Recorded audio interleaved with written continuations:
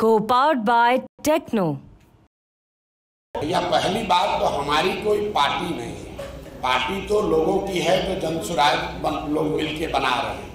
लेकिन जनसुराज के संविधान में जो बातें लिखी जा रही हैं उसके आधार पर हम इतना आपको कह सकते हैं कि जो लोग भी चुनाव लड़ेंगे जनसुराज में, उसमें से 2/3 से ज़्यादा लोग ऐसे लोग होंगे जो जीवन में शायद कभी चुनाव लड़े ही ना हो।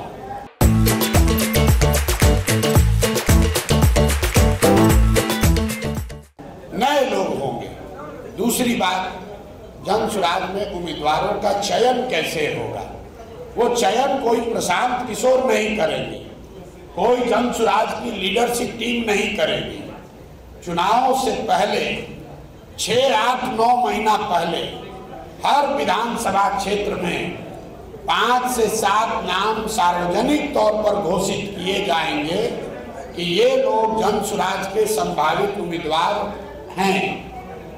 उसके बाद 8-9 महीने तक उन संभावित उम्मीदवारों पर है कि वो क्षेत्र की जनता के साथ काम करे और हर 3 महीने पर ये सूची जारी की जाएगी कि उन 6-7 लोगों में कौन आदमी सबसे आगे है, कौन चौथे नंबर पर है, कौन 5वें नंबर पर है। जनसुराज 243 सीटों पर अकेले अपने दम पर चुनाव लड़ेगी, 242 नहीं, एक सीट भी नहीं।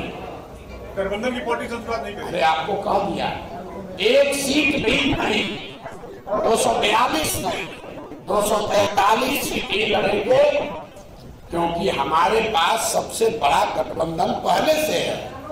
आप दल बनाकर गठबंधन बनाते हैं, हम 1 करोड़ बिहार के लोगों का गठबंधन बनाकर दल बना रहे हैं। हमको गठबंधन करने की क्या जरूरत है?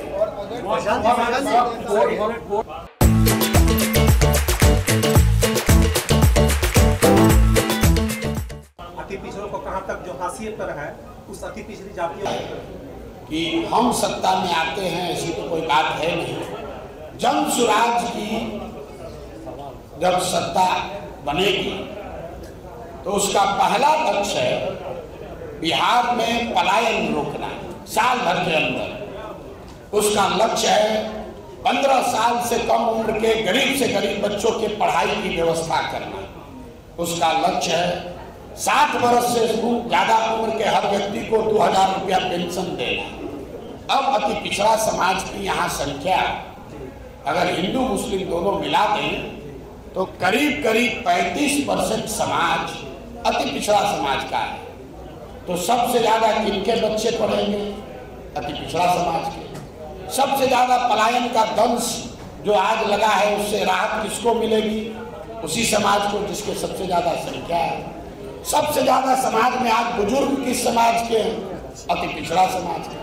अगर जनसुराज कह रहा है कि हम शराबबंदी 1 घंटे में हटा देंगे तो आज 1,23,000 से ज्यादा लोग जो जेल में हैं और जेल में ज्यादातर अति पिछड़ा दलित गरीब आदमी है, उसका लाभ किसको मिलेगा? तो हम लोग जाति की राजनीति नहीं करते, हम काबिलियत की राजनीति कर रहे हैं। लेकिन साथ में ये भी बता रहे हैं कि हर काबिल आदमी किसी न किसी जाति का है और हर जाति में कोई न कोई काबिल आदमी है। तो जनसुराज की सोच ये है कि हर समाज से काबिल आदमी को लेकर बिहार में एक नई व्यवस्था बनाई जाए और इसमें अति पिछड़ा को बढ़ाएंगे, सामान्य को घटाएंगे, यादव को गिराएंगे, ये बात नहीं है। जिसकी जितनी संख्या है वो वोट दे या न दे, उस समाज को, उस समाज के काबिल लोगों को उतनी भागीदारी मिलनी ही मिलनी है। कई लोग ये सवाल उठाते हैं कि भाई यादव समाज के लोग तो आरजेडी के वोटर हैं। मैं आपको कैमरे पर कह रहा हूं, आप तो अति पिछड़ा पूछे कि अगर यादव समाज की जनसंख्या 15% है तो यादव समाज के काबिल लोगों को 15% हिस्सा जनसुराज में मिलेगा ही मिलेगा। जनसुराज को बनाने वालों में, जनसुराज को चलाने वालों में, जनसुराज से टिकट पाने वालों में 15-16% यादव समाज के लोग रहेंगे ही रहेंगे। इसलिए नहीं कि वो यादव है, इसलिए नहीं कि वो अति पिछड़ा है, इसलिए कि जन स्वराज की ये मूल सोच है कि किसी का हक कोई दूसरा न मारे, ना आपको अपने हक से ज्यादा मिलेगा, ना आपका हक किसी को मारने दिया जाएगा। कि बिहार में 2/3 से ज्यादा लोग, वो चाहे किसी वर्ग के हो, किसी जाति के हो, किसी दल के हो, 2/3 से ज्यादा आदमी बिहार में आज चाहता है कि कुछ नया, कुछ बेहतर विकल्प होना चाहिए। इसका मतलब ये नहीं है कि वो जन स्वराज को चाहता है, लेकिन राजद और भाजपा जदयू से आगे बढ़कर बिहार में कुछ नया होना चाहिए। इसको लेकर बिहार में करीब कम सब आदमी को एकदम तैयार बैठा हुआ है। रुपौली का चुनाव वही दिखाता है, जहां लोगों को विकल्प दिखा तो पुराने सारे समीकरण धाराशायी हो गए और जो नया आदमी लड़ रहा था, नया मतलब जो तीसरा विकल्प लोगों के पास था, वो जीत कर आया। हम लोग की उसमें कोई भूमिका नहीं। Co-powered by Techno.